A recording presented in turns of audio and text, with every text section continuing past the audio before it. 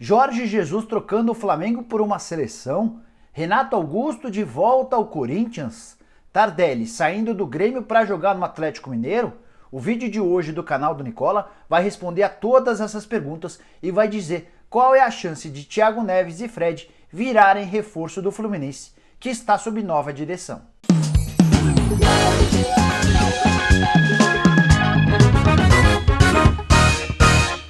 Fala aí pessoal, meu nome é Jorge Nicola e vou aproveitar esse vídeo para esclarecer vários temas ligados ao mercado que andam agitando o futebol brasileiro. Começando com o Jorge Jesus. A mesma pessoa que lá atrás havia me assegurado que o Jorge Jesus já estava fechado com o Flamengo antes mesmo do anúncio da saída do Abel Braga, acabou me esclarecendo alguns pontos importantes em relação ao planejamento de carreira do Jorge Jesus.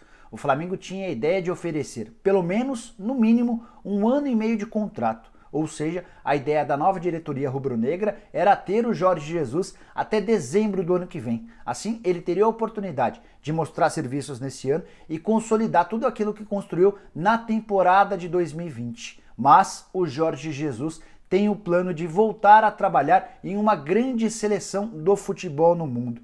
E ele acha que um bom trabalho no Flamengo, nesse primeiro ano de serviço, pode ajudá-lo nesse projeto. Até por isso, o Flamengo acabou aceitando que o contrato entre Jorge Jesus e o rubro-negro fosse fechado até junho do ano que vem. Então, dá para dizer que é verdade essa história de que o Jorge Jesus pensa em trabalhar numa seleção, talvez europeia, talvez sul-americana, para a próxima temporada. Se o Flamengo conseguir oferecer boas condições e os resultados forem bastante positivos, é óbvio que o Jorge Jesus pode mudar de ideia e eventualmente renovar esse contrato de uma temporada.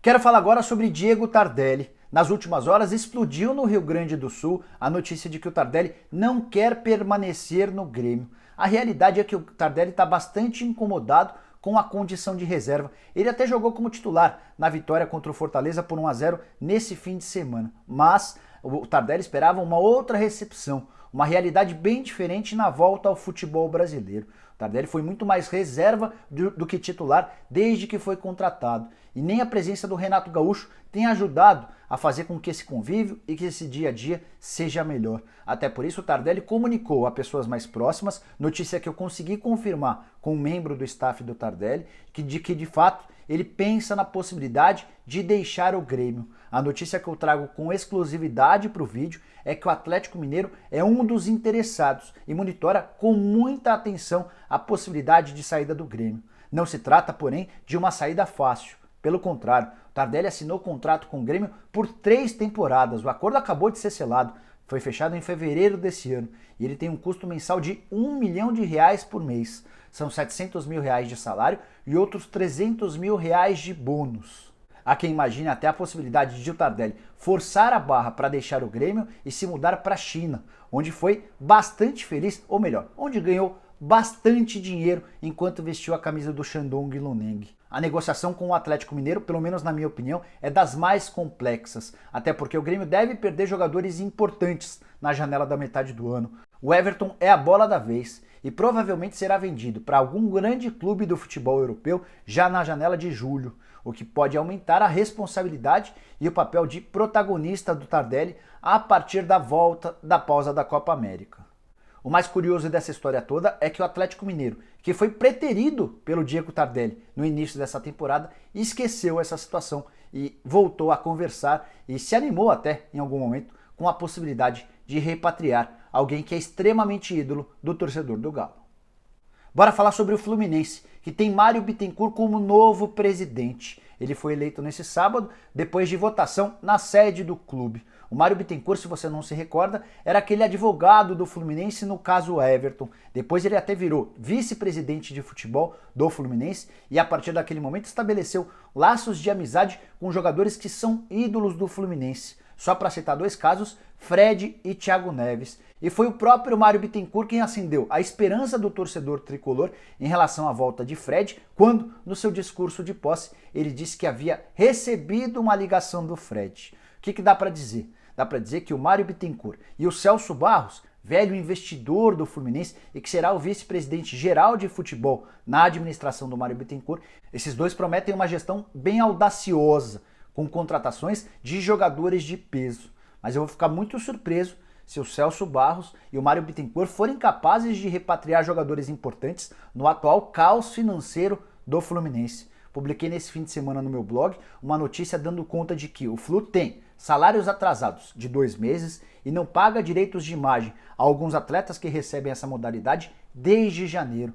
Férias e 13º referentes a 2018 seguem abertos. Ou seja, a dívida do tricolor com seus atletas é superior a 10 milhões de reais. Não há receita, não há patrocínio e a situação é extremamente delicada. Então, eu imagino que o Mário Bittencourt tente, nesses primeiros meses de administração, arrumar a casa e aí, aproveitando-se da parceria com o Celso Barros e da ótima relação que ele tem com alguns atletas, entre eles o Fred e o Thiago Neves, ele tente fazer com que o Fluminense volte a contratar jogadores de nome para o ano que vem. O Fred e o Thiago Neves estão vinculados com o Cruzeiro até dezembro de 2020. E aí tem mais outro ponto que joga contra uma eventual volta do Thiago Neves e do Fred nesse momento. O Itair Machado, vice-presidente de futebol do Cruzeiro, e o Wagner Pires de Sá, que é o presidente da Raposa, estão extremamente pressionados pela torcida e pela opinião pública por vários escândalos que têm vindo à tona. Imagina qual seria o moral desses caras junto ao torcedor se o Thiago Neves e o Fred fossem negociados às vésperas de começar o mata-mata da Libertadores da América. Então, por mais que o Fred e o Thiago Neves desejem voltar ao Fluminense, essa possibilidade para mim hoje é muito, mas muito pequena. Para fechar o vídeo, eu quero falar sobre Renato Augusto no Corinthians. Especulação que começou nas redes sociais nos últimos dias e ganhou bastante força, com muito corintiano apostando nessa possibilidade. Mas hoje dá para dizer que isso é impossível. O Renato Augusto tem contrato extremamente longo com o Beijing Guoan, time que lidera o campeonato chinês. Em novembro de 2017, ele acertou o contrato por mais 4 temporadas. Isso quer dizer que ele está vinculado ao Beijing Guoan até dezembro de 2021. Restam mais de 2 anos e meio de contrato. Ele ganha por lá mais de 3 milhões de reais por mês de salário. O Corinthians não tem a menor condição financeira de pagar algo parecido. Pior do que tudo isso é constatar que o Beijing Guoan, um dos times mais tradicionais e populares da China, voltou, depois de um longo tempo, a ter chances reais de título. A campanha extremamente positiva, são 33 pontos conquistados dos 36 disputados. Ainda assim, a liderança não é confortável, são só 2 pontos de vantagem para o Xangai SIPG, que é o atual vice-líder e também o último campeão chinês. Então, o Renato Augusto e todos os outros jogadores do Beijing Guoan estão muito focados na conquista desse título, que seria extremamente importante para o clube. Antes de gravar esse vídeo, eu consultei uma fonte minha na comissão técnica e outra na diretoria do Corinthians para saber o que havia de verdade em relação ao Renato Augusto no timão. E os dois afirmaram que em nenhum momento sequer se discutiu a possibilidade de o Renato ser contratado nesse momento, porque eles sabem do excelente momento do Renato Augusto e do seu time, jogador de 31 anos de idade, que chegou até a ser cotado para ser convocado pela seleção brasileira. O Tite esteve recentemente na China, foi especialmente a Beijing para assistir ao Renato Augusto de perto. Então, torcedor corintiano, não se iluda com essa possibilidade. O que há de real é um acordo iminente com o Gil, que deve ser anunciado durante a pausa para a Copa América. Isso só não aconteceu ainda porque o Shandong Luneng, clube que detém os direitos econômicos do Gil, quer contratar um outro zagueiro antes de liberá-lo para assinar com o Corinthians.